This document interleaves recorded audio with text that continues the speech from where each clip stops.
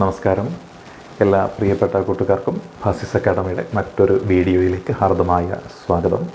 നമ്മളിന്നും പതിവ് പോലെ പഠിക്കുന്നത് സിവിൽ പോലീസ് ഓഫീസർ പരീക്ഷയുടെ സ്പെഷ്യൽ ടോപ്പിക്കിൽ ഉൾപ്പെടുന്ന ഒഫൻസസ് എഗൻസ്റ്റ് ഹ്യൂമൻ ബോഡി എന്ന മേഖലയിൽ നിന്നുമുള്ള IPC സെക്ഷൻ 370 ആണ്. എന്താണ് IPC സെക്ഷൻ 370 പ്രതിപാദിക്കുന്നത്? അത് ഭാരതീയ ന്യായ സംഹിതയിൽ ആണെങ്കിൽ സെക്ഷൻ 143 സബ്ക്ലോസ് 1 ആണ്. സെക്ഷൻ 143 സബ്ക്ലോസ് 1 ഇതെന്താണ് പ്രതിപാദിക്കുന്നത്?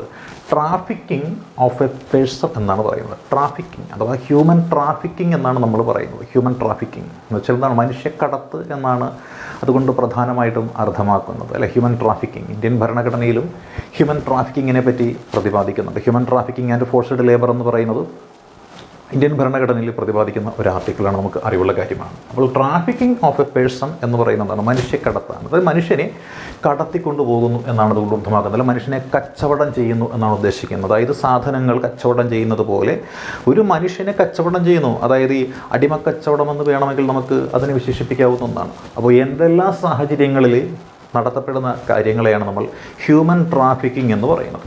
അതായത് ഭീഷണിപ്പെടുത്തി ഒരാളെ കച്ചവടം ചെയ്യുന്നു, ഭീഷണിപ്പെടുത്തി കച്ചവടം ചെയ്യുന്നുണ്ട്.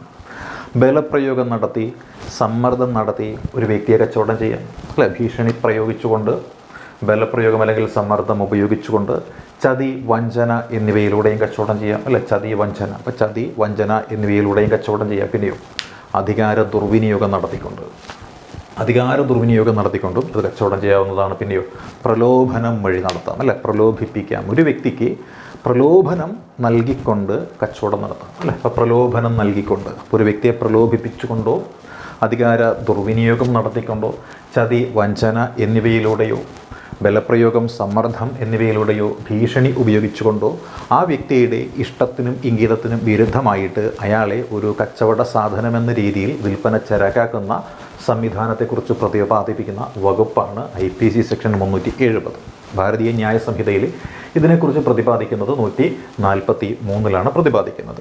ഇനി ഇതേപോലെ തന്നെയോ ഇത്തരത്തിൽ മനുഷ്യ കച്ചവടം നടത്തുന്നു, അല്ലേ? എക്സ്പ്ലോയിറ്റേഷൻ ഓഫ് എ ട്രാഫിക്ക്ഡ് പേഴ്സൺ എന്നാണ് പറയുന്നത്. ഇത്തരത്തിൽ മനുഷ്യ കച്ചവടം നടത്തുന്ന ഒരു വ്യക്തിയെ ലൈംഗിക ചൂഷണത്തിന് വിധേയമാക്കി കഴിഞ്ഞാൽ അതിനെക്കുറിച്ച് പ്രതിപാദിക്കുന്നു, അല്ലെ? ചൂഷണം ചെയ്യുകയാണ്. ചൂഷണം എന്ന് പറയുമ്പോൾ പലതരത്തിലുള്ള ചൂഷണമാകാം. മാനസിക ചൂഷണമുണ്ടാവാം, ശാരീരികമായിട്ടുള്ള ചൂഷണങ്ങളുണ്ടാകാം. അങ്ങനെ വിവിധ തരത്തിലുള്ള ചൂഷണങ്ങൾക്ക് വിധേയമാക്കുന്നതിനെക്കുറിച്ച് പ്രതിപാദിക്കുന്ന വകുപ്പാണ് IPC സെക്ഷൻ 370A എന്ന് പറയുന്നത്.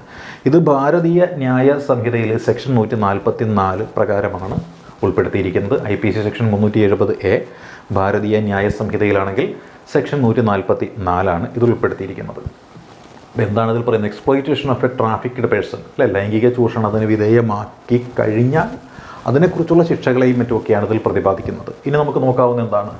IPC section 370 IPC section 370A ഇത്തരത്തിലുള്ള മനുഷ്യ കച്ചവടം നടത്തുന്നതുമായി ബന്ധപ്പെട്ടിട്ടുള്ള ശിക്ഷാവിധികളെക്കുറിച്ചാണ് ഇവിടെ പ്രതിപാദിക്കുന്നത്. അപ്പോൾ അതെന്താണെന്ന് നമുക്കൊന്ന് നോക്കാം, അല്ലേ? ശിക്ഷകളുണ്ട്. എങ്ങനെയാണ്? 7 വർഷത്തിൽ കുറയാത്തതും 10 വർഷത്തോളം വരുന്നതുമായിട്ടുള്ള നോൺ ബെയിലബിൾ ഒഫൻസ്, ജാമ്യമില്ലാത്ത കൊടും കുറ്റമായിട്ടാണ് കണക്കാക്കുന്നത് ഇത്തരത്തിൽ മനുഷ്യക്കടത്ത് നടത്തുന്നതിനെ. ഇനിയോ ഒന്നിൽ കൂടുതൽ ആളുകളെയാണ് ഇത്തരത്തിൽ കച്ചവടം നടത്തുന്നത് എന്നുണ്ടെങ്കിൽ, അതായത് സ്ഥിരമായിട്ടുള്ളൊരു തൊഴിലായി കണ്ടുകൊണ്ട്, അതായത് റിക്രൂട്ടിംഗ് ഏജൻറ്റുമാരൊക്കെ ഇല്ല, ഇങ്ങനെയുള്ള ആൾക്കാരൊക്കെ, റിക്രൂട്ടിംഗ് എന്ന് വെച്ചാൽ മനുഷ്യക്കടത്തിന് ആൾക്കാരെ തട്ടിക്കൊണ്ടുപോയിട്ട് കിഡ്നാപ്പ് ചെയ്തിട്ട് കച്ചവടം ചെയ്യുന്ന പരിപാടിയാണ് ഉദ്ദേശിക്കുന്നത്. അപ്പോൾ അങ്ങനെയുള്ള മനുഷ്യക്കടത്ത് നടത്തുന്ന ഒന്നിലധികം ആൾക്കാരെ കച്ചവടം നടത്തുന്ന ആളുകൾക്കാണെങ്കിലോ 10 വർഷത്തിൽ കുറയാത്ത ശിക്ഷ കൊടുക്കുക, അല്ലെ? ജീവപര്യന്തത്തോളം വരുന്ന കഠിന തടവുമാണ് നൽകാറുള്ളത്. ഇനിയോ ഒരു മൈനറെയാണ് ഇത്തരത്തിൽ കച്ചവടം ചെയ്യുന്നതെങ്കിലോ, മൈനർ എന്ന് വെച്ചാൽ അറിയാം, പ്രായപൂർത്തിയായിട്ടില്ലാത്തൊരു വ്യക്തിയാണ്. ഇത്തരത്തിലൊരു മൈനറിനെയാണ് കച്ചവടം ചെയ്യുന്നത് എന്നുണ്ടെങ്കിൽ 10 വർഷത്തിൽ കുറയാത്ത ശിക്ഷയാണ്, ജീവപര്യന്തം തടവാണ്, ജാമ്യമില്ലാത്തൊരു കുറ്റവുമാണ്, നോൺ ബെയിലബിൾ ഒഫൻസുമാണ്. ഇനി ഒന്നിൽ കൂടുതൽ മൈനറെയാണ് കച്ചവടം ചെയ്യുന്നുണ്ടെങ്കിൽ, ഒരു കൂട്ടം കുട്ടികളെയാണ് ഇത്തരത്തിൽ കച്ചവടം ചെയ്യുന്നത് എന്നുണ്ടെങ്കിൽ 14 വർഷത്തിൽ കുറയാത്ത ശിക്ഷയാണ്, നോൺ ബെയിലബിൾ ഒഫൻസാണ് ഇവിടെ ഉള്ളത്. ഇത് നോക്കിയാലോ, മൈനറെ കച്ചവടം ചെയ്ത കുറ്റത്തിന് ഒന്നിലേറെ തവണ ശിക്ഷിക്കപ്പെട്ട് അയാൾ കുറ്റം ചെയ്തു എന്നൊരു സ്ഥാനത്ത് വരികയാണെന്നുണ്ടെങ്കിൽ അയാൾക്ക് കൊടുക്കുന്ന എന്തായിരിക്കാം? അയാളുടെ ശേഷിച്ച ജീവിതം മുഴുവനും തടവിലാക്കുന്നു. അതാണ് ജീവപര്യന്തം, അല്ലെ? സ്വാഭാവികമായി ശേഷിക്കുന്ന ജീവിതകാലത്തേക്ക് ജീവപര്യന്തവും പിഴയും ഉണ്ടാവുന്നതാണ്. ഇനിയോ ഒരു പബ്ലിക് സർവൻറ്റോ പോലീസ് ഓഫീസറോ ആണ് ഇത്തരത്തിൽ മനുഷ്യക്കടത്തിൽ ഉൾപ്പെടുന്നത് എന്നുണ്ടെങ്കിൽ, അല്ലേ? ഒരു പബ്ലിക് സർവൻറ്റ് അല്ലെങ്കിൽ പോലീസ് ഓഫീസറാണ് മനുഷ്യക്കടത്തിൽ ഉൾപ്പെടുന്നത് എന്നുണ്ടെങ്കിൽ എന്തായിരിക്കും? അവിടെ ജാമ്യമില്ലാത്ത കുറ്റമാണ്, കടുത്ത ശിക്ഷയിൽ ലഭിക്കുന്നതാണ്.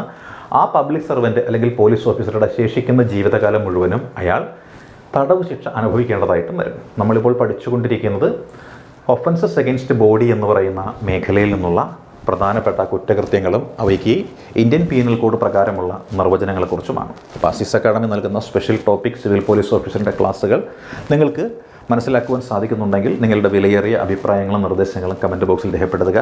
All the best.